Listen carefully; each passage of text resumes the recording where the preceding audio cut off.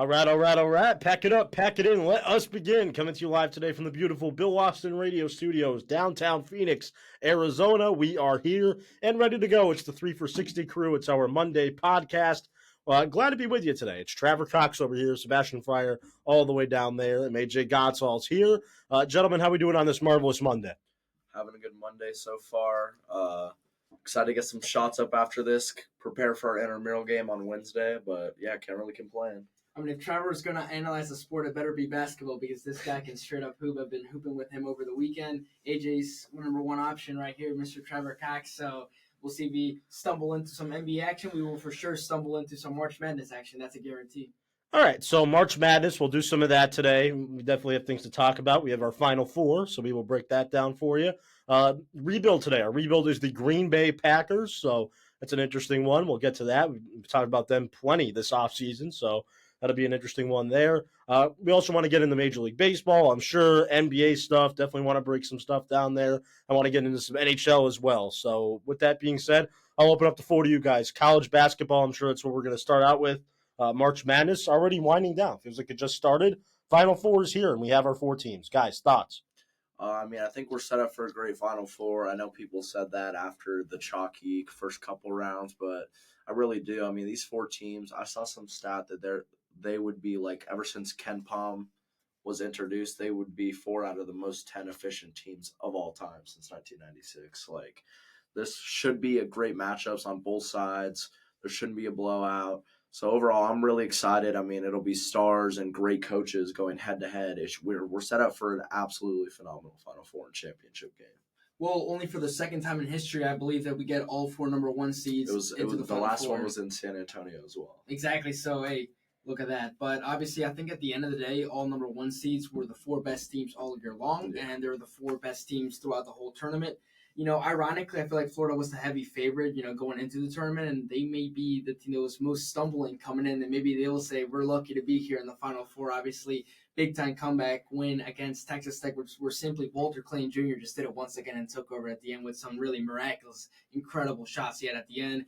Duke, I think it's definitely a heavy favorite going into this Final Four. I think they've been the team that really has just simply dominated their way throughout the whole tournament. You can definitely argue that their side of the bracket was definitely a little bit weaker compared to other teams, but I think they just can play whatever's in front of them, and they take care of business. Whoever plays in front of them, Arizona wasn't an easy opponent. They still beat them nicely. And then Alabama came in after setting the record for most threes in a game in March Madness, and they took care of them with ease as well. So I think Duke's healthy. Cooper Fleck's looking great. The depth is looking great for that team. Houston's not an easy team to deal with. Houston, very impressive win they had over Tennessee. Tennessee's not an easy opponent, but my concern about Tennessee always is do they have enough offense to really sustain a strong run from a team? Houston's got off to a very strong start in that game. Tennessee really couldn't respond.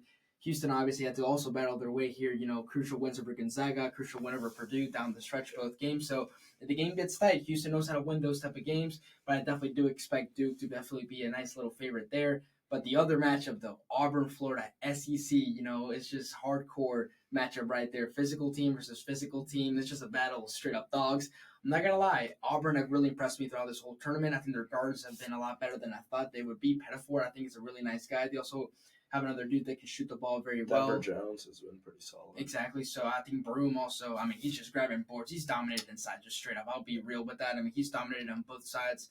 He's doing great stuff in the post. Even had a crucial 3 yesterday against Michigan State. He's grabbing the rebounds, doing all the dirty work needed for Auburn. And then we talk about Florida. Obviously, like we just mentioned, Texas Tech, it looked like they were going to lose at the end. All of a sudden they come back, win that game. So Florida did beat them earlier on in the year, but I think this time around, Auburn probably a little bit stronger coming in, I will say. But Florida, they won't make it easy. I think that's going to be one of the best games in the tournament, maybe one of the most memorable games we'll see in quite some time. Look, I'm going to say 2 things about March Madness. One, first off, the people today that are somehow upset that we've gotten to this point where it's a chalk bracket, number 1, and really that you have 4 of the best teams left, I don't know what you're complaining about. I think the best basketball is still left in the tournament, which is really confusing for you people who always complain every single year about how the final sucks and the Final Four's, dog bleep, whatever. This year, you're actually going to have a really good semifinal, two really good games, and you're going to have a really good final. You could potentially get Duke and Auburn. You can get Duke and Florida. You can get Houston and Florida, which would be a great matchup. You cannot lose if you're a basketball fan. You are going to have great matchups throughout the rest of the tournament. That is what I'm excited about. And I think that's what everybody else should be excited about. Now, with that being said, my second thing is this really with college sports overall, the whole thing. National championship, let's take it back to football, rewind there.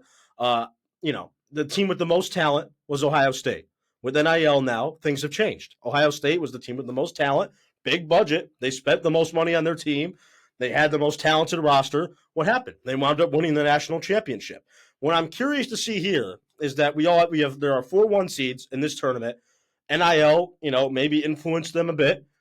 Heavy spending on rosters, getting really good talent in there. Again, I'm just telling you, with college sports now changing to an NIL format, you're going to see more things like this in the future. I'm just telling you now. You're going to see rosters that have money in them actually win instead of the smaller schools who just can't compete. You're going to have to live with it. I'm sorry, but you are. If I hear another person complaining about how they don't see a McNeese in the Final Four, you got to stop. Just realize it. It's an NIL business. What is college sports, folks? One, it's supposed to make you enjoy the content, but two, it's a moneymaker. It's a moneymaker. What makes money? Good teams, big schools. That's what makes money. I'm sorry, but Xavier's not making anyone money. The teams that are making people money are Duke, Florida, Houston, Auburn, big basketball schools. Those folks are going to make money. The NCAA, they should change it to National College Athletics Association of Money because they love money. And what brings in money more than anything else is a great roster. So, yes, you have the right to complain. You should have complained 5 years ago when NIL was first talked about. Not now when the college world as we know it is an NIL first, proposition now. It's going to happen more and more in the future. So it's going to take a little bit of the unpredictability out of it. But I think in return, you're going to get the best teams, the best teams going at it head to head, which I think is actually great for the sport. I think it is. You're going to get the best collections of talent you're going to see on rosters. I think this is a win-win for everybody involved. I just think these like hardcore college basketball people, like you have to get over it. Like, I mean, really. It's disgusting. You guys are all in on oh, we fight for the little schools. Like, this is not the Super League. Like, I'm all in for the little schools making noise, but I mean, to some point, they're not going to beat these teams that are just so good and have so much depth because they spend more. So just realize that. Know it's there with NIL, folks. The teams that spend the most money are going to be this far. It's just how it's going to work. Yeah, I mean, I definitely don't disagree. I think NIL has definitely changed the landscape of the tournament as a whole. I mean, you see it, like you said, the rosters with more money and concentration of assets in them are going to do better and go further in March. I think that's a trend we'll continue to see. I think we may be approaching the death of the mid-major, truly Cinderella stories. Like, I don't know if we'll ever see a mid-major get to the Final Four or championship game like San Diego State did last year. I just think that might be out the window. But I mean, overall, it definitely does make for better basketball. And at the end of the day, these guys deserve to get paid. I mean, with how much money's made off of them, they deserve at least a chunk of it, in my opinion. So, Look, we have to look at the big picture of this. The NBA has 60 picks total in the draft, just 2 rounds. So a huge chunk of these guys that we see playing in these tournaments, they're simply not going to make the NBA, and they're not going to go out and make the NBA money. Like, for these guys, like, this may be it, just one last run. So they're going to try to make some money out of it. They're not going to go ahead and stick to the small school McNeese just because they love the school and they really want to make a name for themselves at the small school or rise to the name of that small school. Those guys want to go to the big school, start earning some money, and truly put themselves in the best position possible to go win a championship. It's how it is. I mean, look, you get to play for Auburn.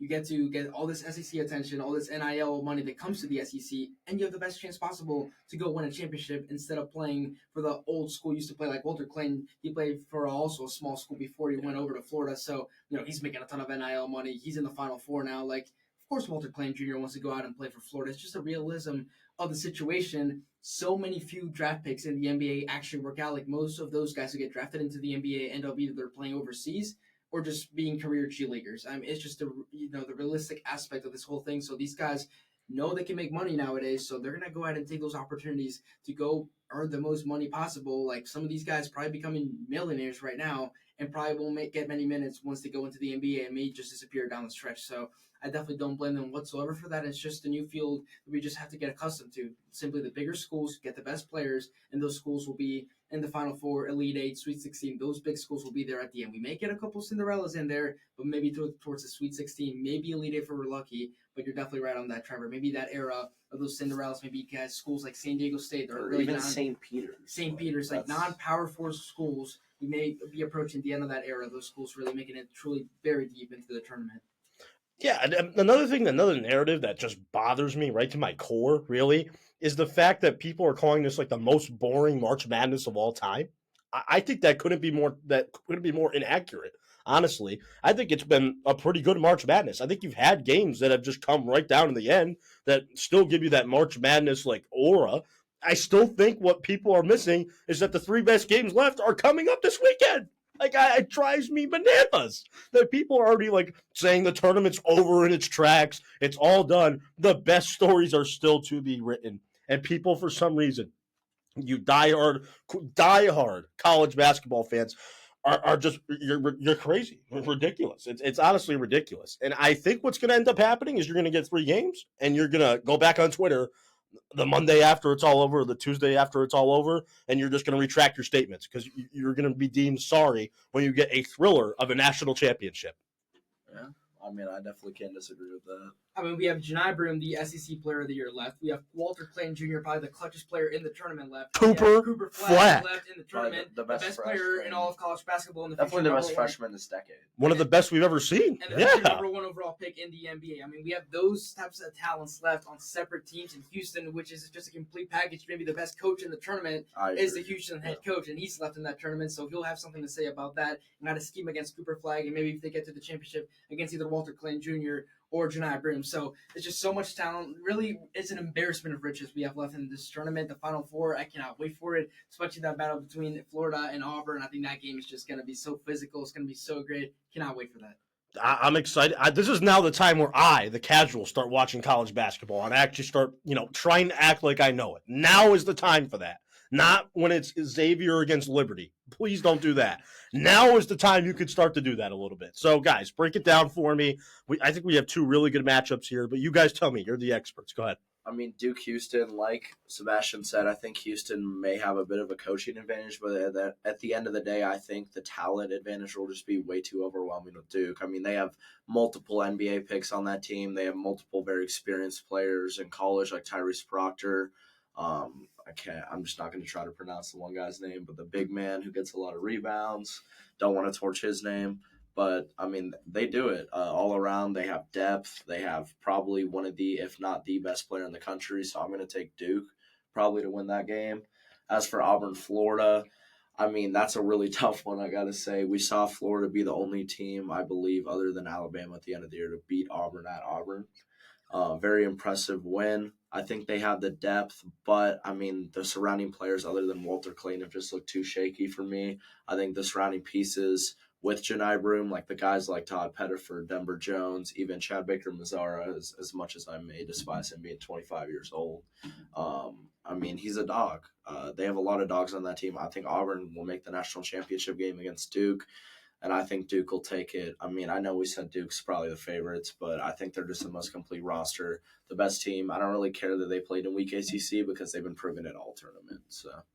Look, I mean, we've seen, obviously, starting off with Duke and Houston, especially the last couple of years, I think UConn was by far the best team in the tournament, and they went out to just smoke everyone in their path and gone on to win the national championship. I'm just getting those similar vibes with this Duke team. I think they're just really taking care of business with anyone in their path, and it's probably just going to continue with this Houston team. Houston, I think it was a great run. I mean, it was impressive. Their only in-conference loss, which is in the Big 12, was to Texas Tech in overtime. I mean, that's why I picked Houston to get to this point. I was like, these guys are just simply winners. They get the job done when they need to, no matter if it's a close game or a blowout. That's why I thought Houston would get to this point in my bracket, and they're here against Duke. I just think Duke's going to overwhelm them a little bit too much. There's so much talent on that team. They're just in such a rhythm. They're playing such great brand of basketball. In my opinion, Houston, they've had a couple scuffles in the tournament. They were very close to going out round 2 to Gonzaga. Came down to the final shot. Same thing to Purdue. They had to win it with less than a second left on the game clock to go on and beat Purdue. So obviously they took care of Tennessee. You get to Duke. I just think Duke's going to overwhelm them. Too much talent. Cooper Flag. I think they're going to get to the national championship. The other matchup though It's going to be tough because obviously you need big men to defend Broome. I think the team there really hasn't been a team, honestly, that's been able to neutralize him. Even Michigan, they had the two big men really Broome did whatever he wanted still in that game. The thing with Auburn is they respond with runs. They're down by 10. The game's not over because Auburn can go on a 50-0 run at any point in that game. I think Florida's just look a little bit more shaky. Auburn's look a lot more balanced. They look like they have more of a grip and command of the game, in my opinion, especially Broome. I mean, he's just grabbing the boards. They're out-rebounding everyone. And then Broome down in the post, he's just wearing these guys out. And then you have the guards, like you just mentioned, Pettifor. I really like that kid. He's really just drilling a lot of threes. Tahad Pettifor, baby. I love him too. He's a freshman too, right? Yeah, he is a freshman as well. Crazy. The only guy I don't like from that Auburn team is Baker Mazar. I think he's probably the shakiest player, but you always need that kind of high, chippy player in there. I think that's what Baker Mazar He's got experience. You cannot come on that, man. This is going to be a tight game, and I just think Florida have been fortunate to be at this point so far, especially with these late game situations with Walter Clayton Jr. just all of a sudden turning into a demon. But I just don't think it's going to happen against Auburn. I think Auburn with the big men will be able to wear Florida out. And the guard defenders too. Exactly. I think the guards are very underrated for Auburn. That's something I definitely missed when I was analyzing my bracket. I think Auburn is just going to end up outdoing Florida at the end, which will get an Auburn-Duke national championship, in my opinion. And I do think Duke's going to go on and win it all the way. I just think Duke's definitely the best team left in this field. We have some great teams, and I think Houston, Auburn, and Florida are all capable of going and giving Duke a great game and even potentially beating them.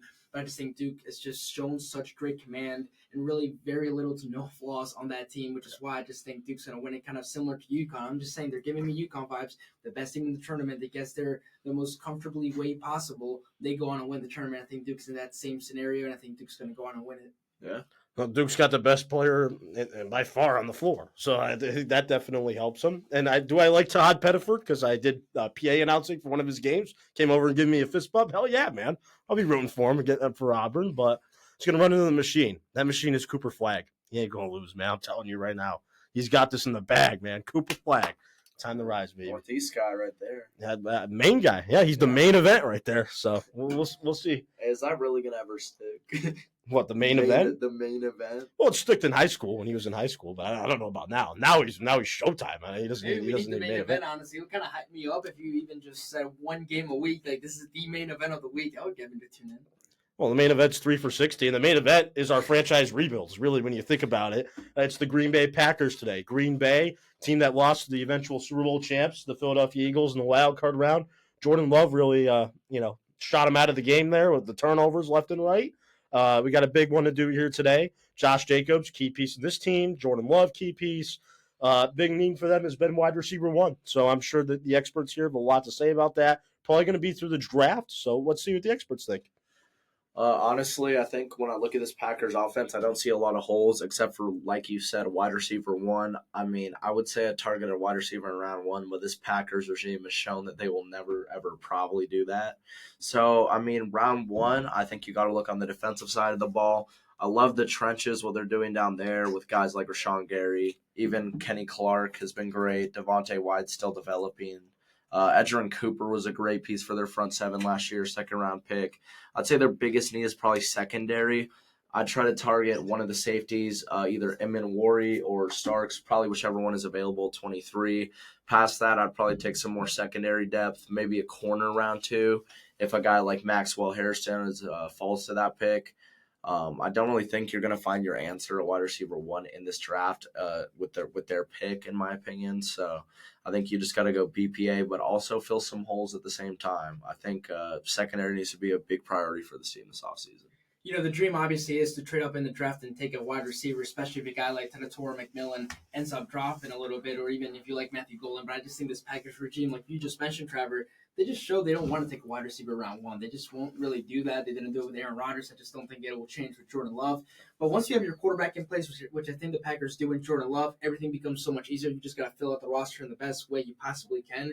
So, I do think they're going to end up trusting Jaden Reed, Romeo Dobbs, and the Dontavian Wicks going into the year. They'll probably draft a guy in their day 2 who can be available. There's still a lot of playmakers out there, obviously, to replace Christian Watson, who knows when he'll be ready coming off that gruesome torn ACL he suffered in the last game of the regular season against the Bears. But, I love the safeties. You mentioned Imanori or Malachi Starks if they're there at pick number 23, which is where the Packers are picking.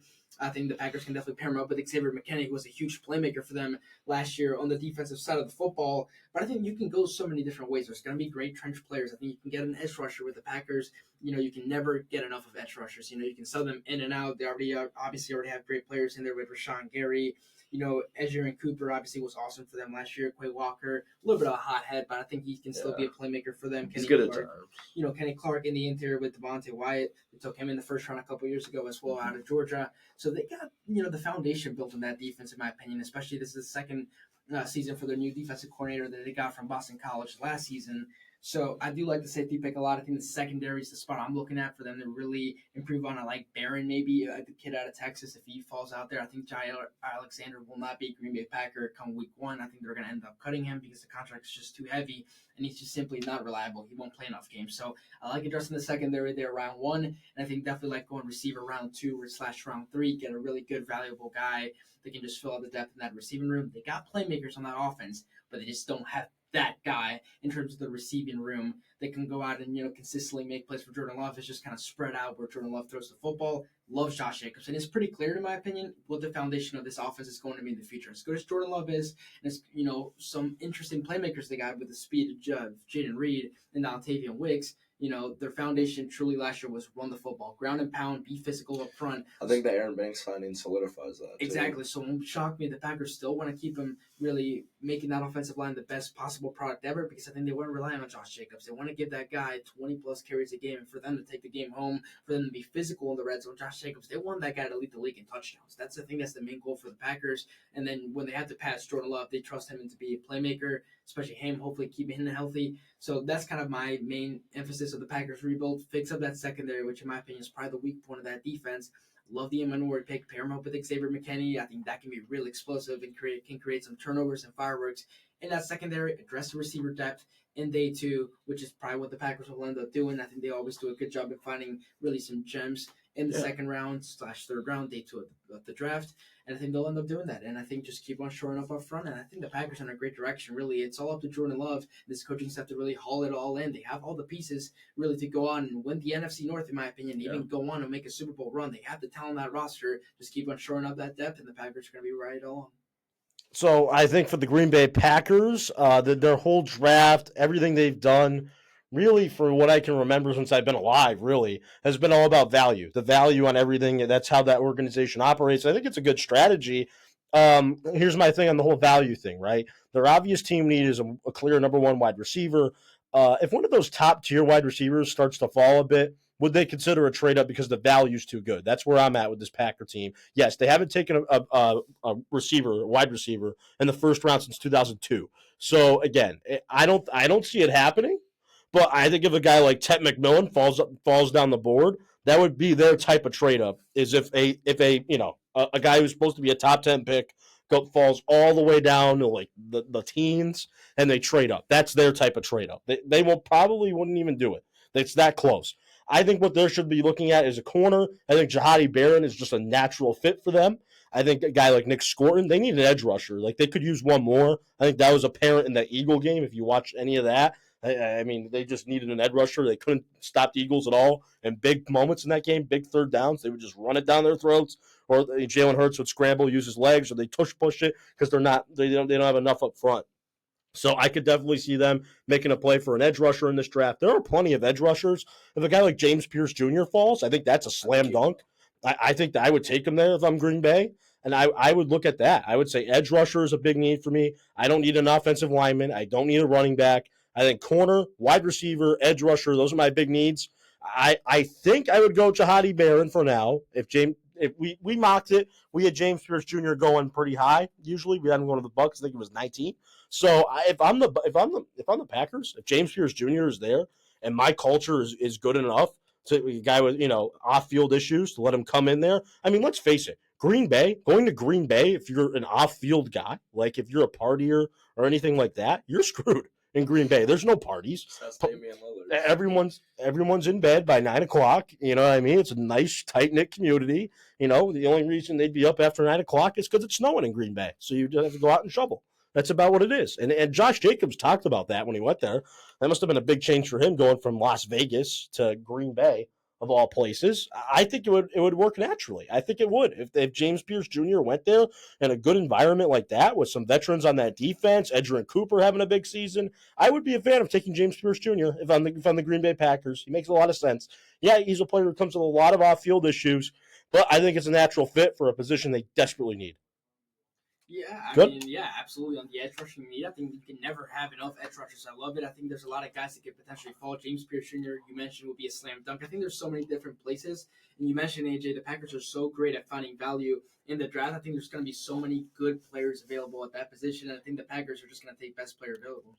I mean, yeah, he doesn't feel like a Packers type edge rusher to me. It feels like they tend to go with the bigger guys like Rashawn Gary. Even think about Lucas Van Ness. Oh, that's all good. I didn't think about that. Yeah, I would look out for maybe a Shamar Stewart if he's to fall, which he probably won't. Maybe a trade up for Shamar Stewart, a guy like that. Like you said, I think Nick Gordon was a great call out. That's it. That's a Packers pick right there at 23. I think I would love that for them too.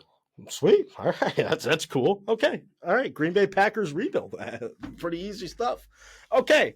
Anything you want to talk about from this point forward, it's all up to you, gentlemen. Go ahead. You lead the way. Go ahead, Trevor, if you have anything to get off your chest. I mean, I guess I can talk a little MLB here, guys. As a Rockies fan, I've been trying to get into the games, honestly. I watched the full win of the season, first win probably for a while. Got lost to the Rays in a series. I got to say the pitching didn't look that bad. It just makes me realize how bad Coors is to pitch in. I mean, even Herman Marquez had a pretty good start on the road today. The bullpen for the Rockies is really bad. And I got to say, being a fan of a small market baseball team is hell. It sucks. It's so bad because if your team can't manage to draft a stud or a superstar, it's going to be hard to acquire one of those guys because it's not like they want to play in your market. They're going to want to go play in the LA, the New York, stuff like that. So I think that would be my take from the opening weekend of baseball. Yeah, being a small market team is brutal when you just can't draft. That's absolutely right. I mean, even the Angels play in Los Angeles, but they can't draft for anything. And obviously, everybody chooses the Dodgers over the Angels. Yeah. Even their own franchise player, Shohei Ohtani, did. So when you can't draft, nothing's going to work out well. That's the only reason why a team like the Orioles are pretty successful right now is because they drafted all those guys, but they still can't sign anybody really major. But, my main takeaway is the Atlanta Braves. I think that's a team we got to start talking about. Jerickson Profar today suspended for 80 games due to use of PEDs. That's probably their biggest signing in the offseason. I think a big-time bat that was needed in that lineup. He goes out the window. The Braves are 0-4. They're ready to start, I believe, a 3-game set in Los Angeles against the Dodgers coming up. Things keep going south. They can't hit for anything right now. You get swept by the Dodgers. You're at 0-7 without Profar for a while. You get Strider back and Acuna back at some point. I know it's a 162-game season, but, the National League last year proved that the wildcard race can be tight, and, you're going to need those wins. So the Braves better start waking up a little bit. But what's concerning is really last year we talked about the Braves and those bats in that lineup. Yes, they're injured. Acuna went out early. Riley was in and out of the lineup. A couple guys had a down year. It was basically just Ozuna doing dirty work. But, once again, you're kind of starting off similar this year. You can't really use injuries as an excuse. We're just getting started. So it's going to be really interesting to see if this Braves lineup is who we think they are when, it's a pretty weak lineup. And guys simply, that's who they are, simply like that. They tend to struggle. They're a little bit inconsistent. Or will they get back to the point where they were 2 years ago, where they just start hitting home runs left and right, drive runs in and out, and are a true powerhouse in the National League. Right now, I'm having my serious doubts about them, even in the first week of the season. Traver, I'll start with you and the small market teams. I feel bad. I've said this before, but I actually do feel bad. I'll just use the team that you were playing for as an example, the Tampa Bay Rays. They have a hurricane. Their stadium gets absolutely crushed, and then they have to use the Yankees minor league park, and their spring training facilities. That's brutal. So I feel terrible. I can't imagine it because I'm a big market guy. So it's a tough thing. You, Atlanta Braves, my worry scale for the Braves is 10%. I'm not worried at all. They're going to get Strider back, who looked unbelievable in spring. I think he's going to be fine. I am not worried at all about Ronald Acuna. He's come back from injury before. He'll do it again. He'll be just fine. Matt Olson still is going to be able to hit.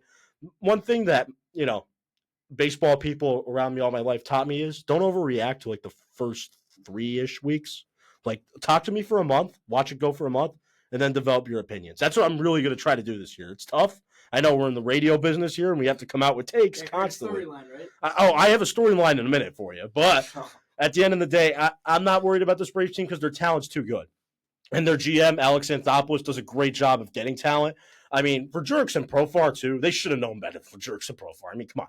Anyone who watched Jerks and Profar for his whole career knew that last year was such an admiration. Last year was such a dreamer season. Rockies legend. How does a guy who hits 10 home runs one year go immediately turn around and hits 26 the next year when he's 32? That's not supposed to happen. No. For a 32-year-old, no. Not happening. Very rarely does it happen. And I knew something was up with Mr. Profar. I'm not going to sit here and act like I had inside sources. He was taking roids. Everyone saw the needles in the back room with the Atlanta Braves in the wild card series. No, I'm not going to do that. I'm just telling you, the numbers wise, it didn't make sense. So it's just a little interesting how that works out. I'm not too concerned with the Braves for now. If they go out and get swept by the Dodgers, I mean, like, yeah, that's a little something. But overall, I'm not too concerned. Well, a team that I am concerned with, though, the Boston Red Sox. I mean, really, Rafael Devers. I can't even begin with him. I can't begin with this offense. The pitching for this team, which was the real worry about, like the bullpen, they've been good. Hasn't been the problem. The problem has been guys like Rafael Devers, who really all offseason, this was going to be a problem. And for some reason, the Boston media that was down there in Fort Myers for Red Sox spring training just didn't do enough to cover this story at all. They were just like pushing it off and saying, oh, it's Rafi Devers. Oh, he's going to be fine. Nothing could ever affect Rafi Devers. He's the best third baseman hitting in baseball. How's it working out now? How's it working out now that he can't even hit the Mendoza line, and people are literally applauding him for making contact on baseballs and fouling off pitches? That's how it's working out right now with Rafael Devers. And people want to say it was because he was affected with this third base to DH move. Baloney. He's getting paid $35 million to play wherever the Red Sox tell him to play. I don't care if he's playing third base. I don't care if he's playing right field. I don't care if they call him in out of the bullpen and say, hey, Rafi, get the ball for the last out. I don't care. He's getting paid $35 million a year. He's going to do what the manager tells him to do. If that's a reason for his struggles at the plate, which if you've watched his ABs, you've wanted to put pitchforks in your eyes. They are horrible ABs. He has a stance as wide as you could think. You would think he's in a skating rink because he's got his legs so wide, like he could do the goalie, like the butterfly, do it wide open with his stance. It's terrible. And Rafael Devers, don't get me started on the eating thing either. I have good juju on eating habits of Rafael Devers through the years. They were so worried about his weight like 3 years ago, they literally had to go out and buy him Chipotle gift cards so he wouldn't cheap out at the last minute and go to cheap fast food restaurants like McDonald's and Burger King because they were so worried about it. They actually had to go out and get this guy Chipotle gift cards because they were so worried about his eating habits. It's ridiculous with this guy. They made a huge mistake. They paid the wrong guy. And I've said this before many times, but choosing to pay Rafael Devers over Mookie Betts is horrid. That for some reason, this evaluation with Mookie Betts was like, oh, he's only going to last, 5 more good years, and he's just going to flail off in the sunset. Wrong. What's going to happen is Rafael Devers, who's now a DH, is going to get even bigger. He's going to put on more weight, and you know what's going to happen? He's going to suck. This is just the beginning. Yes, he'll be fine this year. He'll turn it around, but this is a sign of things to come for Rafael Devers. If it's this bad now in his age, 29 season, what's it going to be when he turns 34? Is he going to be like one of these worst contracts where we're having benefits to him with just staying home and not showing up to the ballpark? Like, I know you've experienced it with Chris Bryant. I know you've experienced it with, Chris Davis. I have a feeling that this thing's going to happen with Devers. He has 8 years left on this deal. 8. I would trade him now if I could.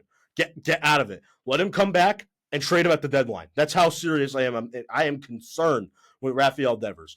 Overrated, fat, complainer. I get that I'm stereotyping here, but I don't care. This guy, you're complaining so much that you can't play third base. They move you to DH, and you're going to be a baby about it all spring. And for a guy who wanted to be called the Red Sox captain, is this a good look? No. Going out in regular season baseball when you haven't played all spring, he got down there earlier too. What the hell was he doing down there in Fort Myers, Florida? Well, I hope it doesn't have to do with a fork and a spoon. I really hope it doesn't. I hope that he was actually trying to do something productive, because he said by going down there earlier, it was going to make him major league ready for opening day. If 0 for 19 with 15 strikeouts is ready, like that's a record for 5 games. That's like pitchers. Like pitchers have like 14 strikeouts, because back in the day, NL pitchers used to pitch and hit. Like you'd be the 9th player in your lineup and you would hit. So Sandy Koufax was on that list with 13. Rafael Devers is already at 15. Like, I'm telling you, something is wrong with this guy. He needs to check his ego right away at the door. He's lucky he's got an off day tomorrow so he can come back and like figure it out, because this is not a good start for him. Not at all. For a guy who's making that much money, he has been a complainer. He's been a nuisance to the team. I'm telling you, it's not a good look. If you're getting paid what Rafael Devers is getting paid, there is no complaining about positions, especially when it's something like third base to DH. Enough. No. That's not how this is going to work out. I'm actually certain Devers is going to fix this, honestly. And it's a rant for no reason at all. I hope it's not. Well, I hope it is, actually, because I want the Red Sox to do good. You know what I mean? But I'm nervous. I'm scared about what is to come with Rafael Devers. It's not a good time to be a Red Sox fan. It is, because they're going to turn it around. But today, no, it's not. Oh, God, this is awful. I mean, man, that was just a little outrageous, I gotta say, but that was a classic rant. What can I say? I mean, look, every player goes through their struggles, but definitely 15 strikeouts and 19 at-bats is another level of a struggle. So, yes, I would definitely be concerned about Rafael Devers. Is he going to turn it around? Is he going to start hitting some home runs? Absolutely, he will. I'm not too concerned, especially that we talk about, it is the first couple games of the season, but there's definitely some character concerns with Rafael Devers, especially with his ego saying, I'm the third baseman of the team, and then he comes out and shows out like this so far. It's just really not pretty so far for the Red Sox. Yeah. It's also interesting with Goncalves Trevor's story. Obviously, ever since they signed him to that big contract, he's been injured most of the time. He's been off to a slow start, too. Bregman, I'm not too concerned about, because he normally is off to slow starts, and then he gets it going, pretty quickly, especially when he gets out the Fenway. I think that he's going to feast in that ballpark as well. But, the Red Sox bullpen, they're playing so far, pitching really well. So far this season, the rotation, I think, also has definitely some fundamental pieces, especially with Crochet at the top. So, yeah, it's only the first week. Team that's really interesting, I think, a storyline that we haven't covered so far yet is the New York Yankees with their little torpedo bats, right? So they come out this weekend. They absolutely smoked the Milwaukee Brewers every game except, obviously, opening day, where they barely hung on to win that game. But they're just hitting home runs left and right. Aaron Judge, my goodness, he looks like the best player in baseball so far. He looks like he's on his way to having another MVP caliber season. Guys like Austin Wells are just hitting line drives, home runs left and right at Yankee Stadium. Josh Chisholm is having multi-home run games. Anthony Volpe is like hitting moonshots. Yeah, I agree. Yeah. Something's going on there, and I'm not sure what your guys' opinions on the torpedo bats are, but I don't know why every single MLB team is not doing this so far. Getting those bats right in their lineup and starting hitting nukes like the Yankees are so far. I mean, I definitely agree. I believe, like a visual of it compared to a regular bat or like the team or bat that the Brewers are using. And I mean, it looks like the sweet spot is bigger. I mean, if they're not going to get punished for it, I can't really get mad at them for doing it. Why aren't the other 29 teams doing it if they're not getting punished for it? Well, it's not cheating at all. Okay, the people, like even Red Sox fans, you guys want to talk to them about cheating? Really? You've lived in Boston for 20 years at least. And who's your manager? And right. Thank you. Mr. Trash Can is the manager. Like, stop with the cheating. It's ridiculous. But no, seriously, I don't have a problem with it at all. I have the problem with the notion that, like, you're going to get this super bat and suddenly, guys, I can't even say it without laughing, but these guys are just going to suddenly start hitting home runs. It's ridiculous. Like, come on. Like, they're just going to start hitting moonshots. Like, oh, get it to Raffy Devers. I can't. I can't. I love it, though. I think it's good for baseball. I actually really do. They need more home runs. That's evident if you've watched the games. If you've caught yourself, like, not falling asleep, I want to know what you're on, because some of these baseball games in, like, June, July, they get real boring real fast, especially when football comes on in, like, September. You go from, like, an exciting Sunday of football. You go from, I don't know, what's a good QB matchup? Mahomes versus Josh Allen on a Sunday. Then, like, Monday, you have, your Monday Night Football. Tuesday, you watch your favorite team, and it's like, and you're just falling asleep, and you got to wake up. I think it'll help out. But let's take it down on the torpedo bats. I mean, it's crazy. Like, oh yeah, let's give it to our worst hitter, and then he's just going to go 4 for 4. Like, stop with that. I mean, these guys still have to use their skill, right? They still have to hit the ball in the park. It's not like you can put me in the Yankees lineup and I'm hitting home runs at Yankees. Oh, it's a too, magic right? bat. Hey man, Oh. that bat sweet spot. I don't know. If You hit might this- be able to put one out. Like it's like God came down and touched the bats, and everyone could just start hitting now. No, it's not. That's not the case. If you hit the sweet spot, it's gonna go a long way. But these Yankee hitters have to put the ball in the sweet spot too. Yeah. And that's what they've been doing. Obviously, credit more to the Yankees lineup. And, how bad the Brewers pitching has been. Nestor Cortez, how about that performance back in Yankee Stadium? First 3 pitches of the game, all of them right in the stands, man. 3 home runs back to back to back. Hideous. That was unbelievable. I mean, it's just unbelievable right there for the Yankees. So credit to them. They probably were the team of the weekend, in my opinion, just smoking the Brewers Saturday and Sunday and getting home runs left and right. We definitely expressed our concerns about the New York Yankees prior to the season. They have a lot of injuries. Stanton's not going to play for a little bit. Garrett Cole's out for the year. Luis Gil's on the IL. But, so far, so good for the New York Yankees, really sitting down all those haters or all those doubters that, have come across the way for them. Yeah, torpedo bats, man. I love him. Yeah, let's give a bat to Jackson Holiday. Yeah, he's going to go 5 for 5 with 5 homers Hey, tomorrow don't with the disrespect torpedo Jackie. bat. He's off to a hot start I so was far. going to say, didn't he have a good game today? He's at 2 for 4 today. So who's your worst hitter?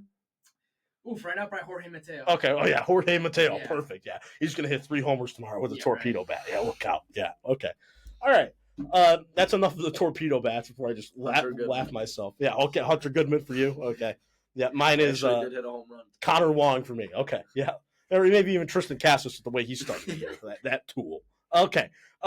Next up, you guys want to do NBA? We got an open show here, so. I mean, at this point in the NBA season, it really feels like we're just waiting around for the playoffs. Less than 10 games left. I mean, these matchups, Nuggets Wolves play tomorrow, but do I really believe that every star is going to be playing in that? Probably not. And I think that's just the reality of the NBA product as a whole. Is I think regular season NBA games, unless they're explicitly for seeding, they just don't really matter. I mean, sometimes it can be a fun watch, but I just don't really care when there's 82 of them. Yeah, this is the worst part of the NBA season without a single doubt. I mean, we have March Madness on. Baseball just came back. No one is watching the NBA whatsoever except just checking the scores at night. Oh, let's see what happened today. But yeah, there's no publicity right now with the NBA. We're just sitting around because we know who the best teams are. Who cares who gets in the play? And all those teams are getting bounced in the first round either way, unless maybe in the West you have some team with maybe LeBron James in there. Then yeah, they can create something, or Steph Curry. But, besides that point, and like in the East, we don't care about the play in the East. Those 4 teams in there are absolutely garbage. They're all getting bounced by the Cavs, Celtics, Knicks. Yeah, exactly. They're all getting bounced right away. So the Eastern Conference is irrelevant right now. We're just waiting for the playoffs, right? Are the Cavs for real? We'll see when we get there.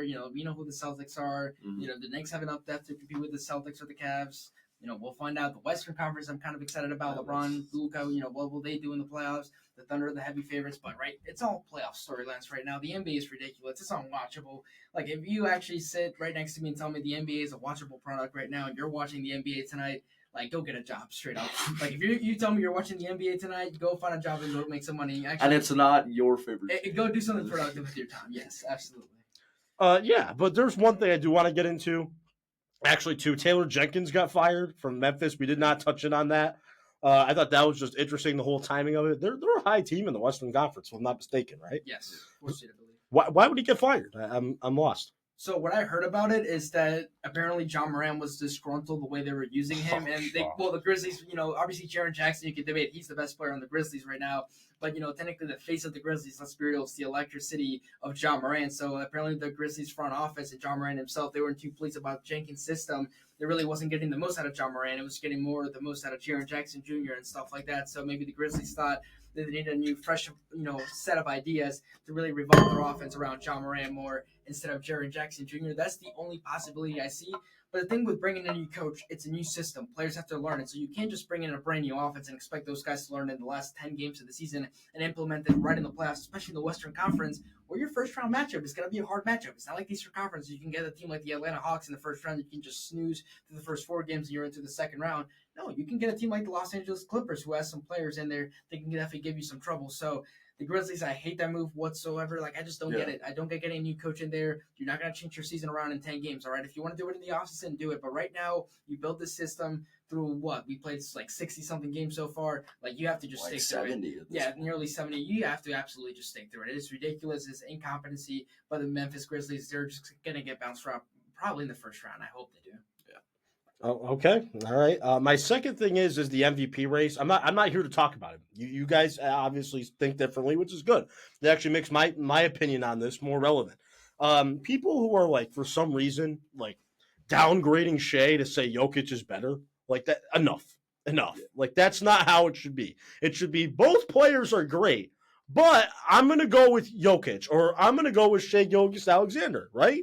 I think that's how it should be if we're talking about MVPs, which both of you did. I'm not talking about either one of you, right? Am I good with that? Well, yeah, because like I said, Shay's the MVP, but Jokic Perfect. is the best player in the league. Sweet, So, yeah. sweet. All right, cool. So when I get messages like when we talk about the MVP, when I get messages like Shai Gilgeous-Alexander is a fraud, he is so unwatchable. I'm sorry, I don't like that. I don't like that at all. He averages 32 points a night. What more do you want from the person? Like, what do you want him to do? I don't get it.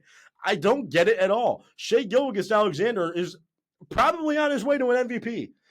Rightfully so. Rightfully so. And yes, Jokic is having an all-time historic season. And I want to still say that Shaq is better because I'm a homer, old-timer NBA guy.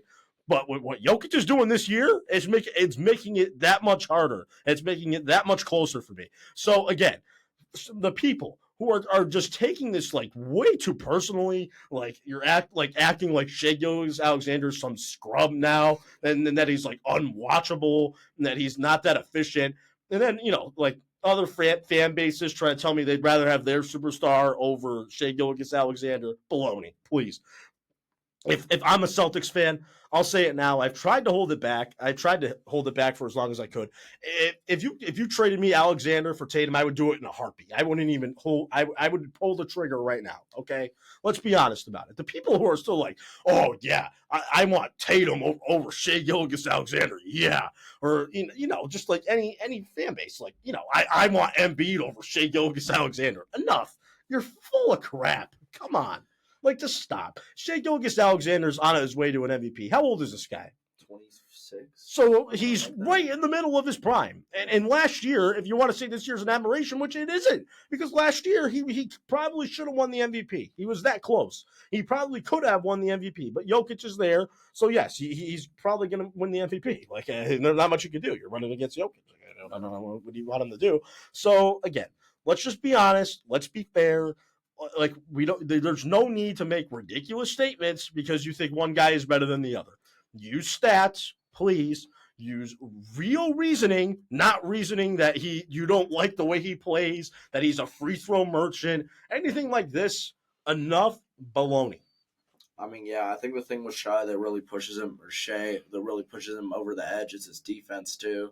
I mean, he's really like a top 10 guard defender in the league. Was all defensive second team last year, I'm pretty sure. This guy can lock up like most 1 and 2 guards. So I think that's valuable on top of everything he does on the offensive end. One of the trades that really gets swept under the rug was the Paul George trade that sent Shai over to OKC and Paul George over to the LA Clippers. The LA Clippers probably fumbled a lot of their future away. They might have had a championship by now if they had Kawhi alongside Shai, maybe even James Harden right now. But, besides the point, talking about the topic we're talking about right now, I've had to defend free throw merchants for a while, especially with Joel Embiid. That everybody called Joel Embiid a flopper and a free throw merchant. So, you know what side I'm on. I love Shai Gilgeous-Alexander. I love his game. If you don't want him to shoot free throws, well, try guarding him without fouling him. You can't because he's going to go drive right on you and score. So it's just simply how it works. Shai is the MVP. It is what it is. Jokic is a phenomenal player, but Shai is just simply dropping, crazy stat line after crazy stat line every single night, putting, OKC, I'm not going to say on their back because they have a very good, solid team around him, but Shai's by far the best player on that team, and OKC's, right now looking by far the best team in the league with the Cavs' recent struggles as well. So shout out Shai, Jokic, phenomenal player. The playoffs are going to be super fun, but yes, this is Shai's MVP to lose. There's no doubt about that. There's other awards we want to discuss about, in the future. Anybody with Defensive Player of the Year, maybe that's the one that's up for grabs, which in my opinion should be Evan Mobley. But MVP, it's Shai's award. I'm sorry. He's averaging 33 a night. I thought that was a glitch at first, like on ESPN on my phone. Looked it up. Again, 33 points. Ridiculous. It's an insanity. Absolute insanity. And he's very efficient as well, by the way. From three, wherever you're looking at, very efficient for Shai Gilgeous-Alexander. Behind the arc this year, too. That was a big step he been needed efficient. to take, and he has. So we'll see. All right. You can't really knock his game. Not at all. All right. So I think that's about it with the NBA. Anywhere else you gentlemen want to touch in on today?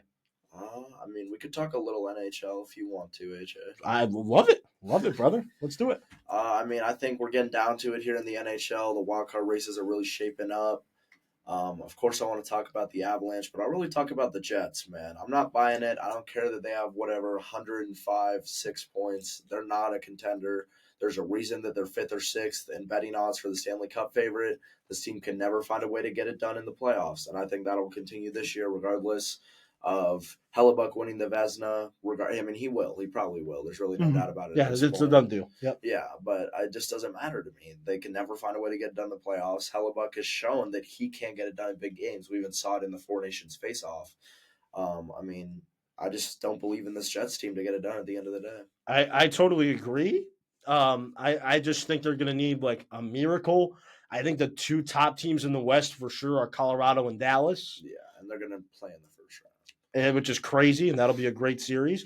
But I think there's a lot of sleepers in the West too. I think a team like Vegas, people are really sleeping on them this year when they still have talent. Even Edmonton, man, they still got the best player in the world. So Edmonton, the Stanley, best player in sports, in my opinion. Yeah. They Vegas still there. Jack Eichel having a phenomenal season. I think there's a lot of teams in the West, and I think Winnipeg's going to get caught with a team like that, and they're just going to have a lot of trouble with it. 100%. And I think it's just going to catch up to them because their decor. Yeah, I don't like it one bit. It's not Colorado. It's not Dallas. Dallas needs Miro Heiskanen, by the way. They don't have him. They're ports. But 100%. it's not Vegas. It's not one of those. So it's just going to be so tough for them. One other thing I wanted to get into: John Tortorella gets fired. A guy who really gives me like John Gruden comps, like is John Tortorella, and again, nothing off off the ice. Did he coach? So he coached Tampa Bay back in 2004, Okay. won a Stanley Cup there. Ever since, he's just bounced through a few places, leaves Philly. Now, I think his career is just about over. That was going to be my take. He was the Flyers coach. So he was the Flyers coach. They just fired him, I think, 2 days ago now. So I think it was the right move. I thought it was the wrong move to bring him in.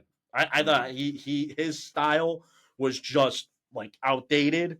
I don't think he relates well to a young locker room. I think the coach you're looking for in the NHL now is a guy who can relate to players not through screaming and shouting, but more like a player relator, a guy who's just going to talk when he has to, that type of thing. Not a guy who's like old school shouting, hardworking practices for 2 to 2.5 hours on the ice, like not that type of thing. He wants like a 30 to 45-minute practice schedule, like that type of thing, relaxed, and then expect them to give you full efforts at the game. Tortorella was totally different in that aspect. Honestly, he had a lot of great teams over the years, and he choked a lot. Oh, sounds like Doc Rivers, man. Well, on his resume. I say the one cup in 04. Yeah, but like it's tough because Doc had a lot of talent on that Celtics team, and he didn't win, and he went to the Clippers and Sixers and like didn't win there. Well, he won the one title in 08. Right? Yeah, that's what I mean. He won in 08, and that was it. And he had a lot of talent with that Celtics team. He had talent with the Clippers, had talent with the Sixers, has talent now with Milwaukee, but Damian Lillard's essentially done for the year. It's just a tough situation when you're firing a head coach, but I think that was the right move for the Flyers. They needed to make it. It was a mistake bringing him in, for sure. I said that on the day it happened. No one listened to me, and now everyone's, eating words. Love it. One thing I do want to get into, too, as well, college hockey. BC loses again. Well, I can't take it. And Ryan Leonard, my guy Ryan Leonard on the team, he's going to be making his debut for the Capitals tonight, the Washington Capitals, who have the number 1 seed in the East. 9th overall pick in the draft, went to from Springfield, Massachusetts, went to high school at my school, Pope Francis Prep. I'm excited for him, man. He's going up tomorrow. Figure this.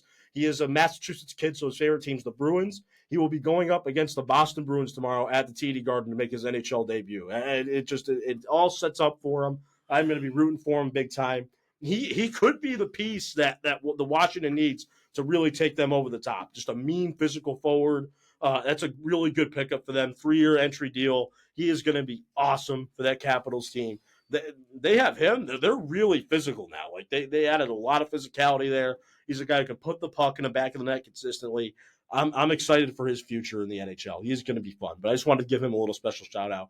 And wanted to ask the question with the Frozen Four. Why can't BC win? I mean, they have a stacked team, stacked roster. It doesn't come up. It's like they choke every year. Man? And Denver, this team really going under the radar. Felt like again this year, even after winning a national title, they make it back to the Final Four and they have a chance to go back to back. So props to them.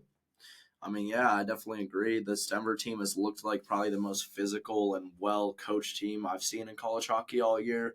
personally that I've watched. So I definitely wouldn't be surprised if they repeat. They definitely got all the pieces too, especially taking out the number 1 seed. I can't, and they got the championship pedigree. I can't really argue that. Unfortunately, as much as I wanted BC to win it this year, it didn't click.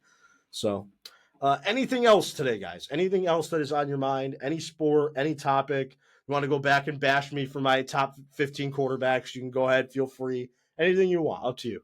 Well, we obviously talked plenty about those quarterbacks, right? So, 100%. I It's up think to we you. definitely screamed our hats off the other day enough. So, if you haven't checked that episode, I would definitely heavily encourage people to go check out that episode and 100%. definitely let us know your thoughts in the comment section. But, besides that, obviously, we'll probably have a mock draft somewhere in the next couple of weeks as well. And there's an NFL draft, rapidly approaching, last day of March right now. Tomorrow is April 1st, officially NFL draft month. So, we're going to see a lot of storylines pick up. Where will we see trade? I think there's going to be a trade somewhere in there. I think it's something shaking soon. I hope, it happens so we can have something more to talk about, the NFL draft. But, looking forward to maybe bringing out maybe our best players, maybe doing a little big board, maybe our top 30 players, and we'll definitely bring that on the show, or top 5 quarterbacks in our big board. So we'll definitely bring that content out soon. Yeah. All right, Wednesday, bottom of the 6th, we'll be back on Blaze Radio. Friday, we'll be back here on Spotify, so make sure to tune in. I know Seb's not going to be here on Wednesday, so it's just going to be me and Traver, so I'm sure we'll have a boatload of fun. I'm just kidding. I'm sure it'll be a good time, though, between the two of us. Friday, we'll get Seb back, and then who knows what we'll do on Friday. Maybe we'll do another top 15. We'll figure it out, though, so we'll see. Something fun for sure. All right, sweet. Sounds good. All right, let's wrap it up, boys. From Traver Cox. Sebastian Friar. I'm AJ Goncalves saying so long from the desert.